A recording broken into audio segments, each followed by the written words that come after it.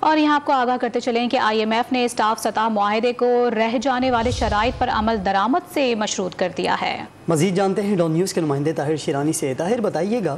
مزید کون سی شرائط رہ گئی ہیں اور اسٹاف سطح کے معاہدے میں کیا رکاوٹ پیش آ رہی ہے؟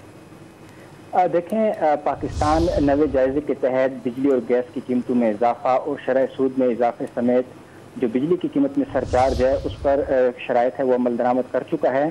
لیکن اس کے باوجود IMF کی طرف سے ابھی تک مکمل جو تحفظات ہیں ان کے دور نہیں ہوئے ہیں۔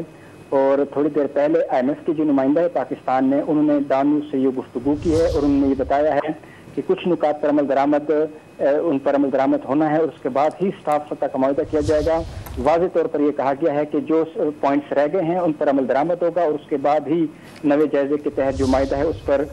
دستخط کیے جائیں گے۔ پاکستان کے ساتھ تعاون میں کہا ہے کہ مذاکرات میں کافی پیش رفت ہوئی ہے اور جو اسٹاف سطح کا معاہدہ ہے اور جو رہ جانے والے نکات ہے اس میں جو بیشتر ہے وہ فائنینسنگ سے متعلق ہے کہ پاکستان جو مالی ضروریات ہے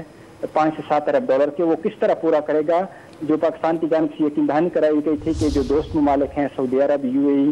اور اس کے ساتھ چائنا، ان سے ہم مالی وسائل لے کر اس ضروریات کو پورا کیا جائے گا، لیکن ابھی تک جو IMF کے تحفظات ہیں وہ دور نہیں ہوئے ہیں۔ اس لیے IMF نے واضح کیا ہے کہ جو شرائط رہ گئی ہیں ان پر عمل درآمد کیا جائے اور اس کے بعد ہی معاہدہ کیا جائے گا۔ طاہر بہت شکریہ آپ کا۔